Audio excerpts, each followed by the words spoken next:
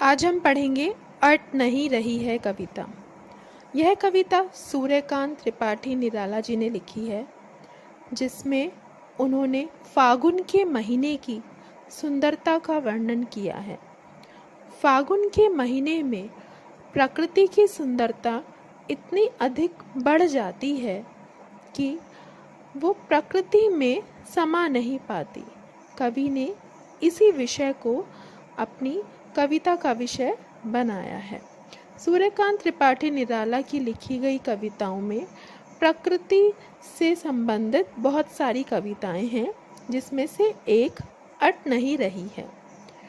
इस कविता में उन्होंने फरवरी मार्च के महीने में आने वाले फागुन महीने की वसंत ऋतु में जब प्रकृति में चारों ओर सुंदरता फैली होती है, उसी का वर्णन किया है। फागुन के महीने में चारों ओर हरियाली ही हरियाली देखने के लिए मिलती है और प्रकृति की सुंदरता अपनी चरम सीमा पर होती है। कभी उसी सुंदरता को कहते हैं कि सुंदरता इतनी अधिक बढ़ गई है कि वो प्रकृति में समा नहीं रही है। आगे कवि कहते हैं, कहीं सांस लेते हो घर घर भर देते हो।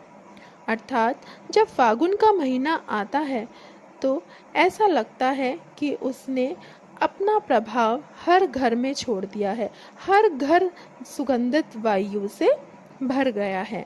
मन इतना प्रसन्न और उत्साहित हो जाता है, ऐसे लगता है जैसे मन रूपी पक्षी को भी पंख मिल गए हों और वो आकाश में उड़ने के लिए प्रेरित है।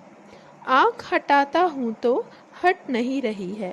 कवि कहते हैं कि प्रकृति की इस सुंदरता से यदि मैं अपनी आँखें हटाना भी चाहूँ तो मैं हटा नहीं पा रहा हूँ। आगे कवि कहते हैं कि फागुन के महीने में पेड़ों की डालियाँ हरे और लाल पत्तों से लद जाती हैं। सभी डालियाँ हरी भरी हो जाती हैं। वो देखने में ऐसी लगती हैं जैसे कहीं पड़ी है उर में मंद गंध पुष्पमाल।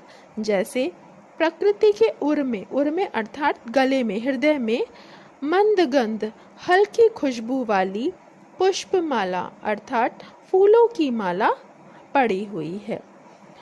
कविता में कवि ने मानवीकरण अलंकार का प्रयोग किया है। पाट पाट शोभाश्री, पाट पाट अर्थात जगह जगह चारों ओर प्रकृति में सुंदरता फैली हुई है। शोभाश्री अर्थात सुंदरता फैली हुई है और वो सुंदरता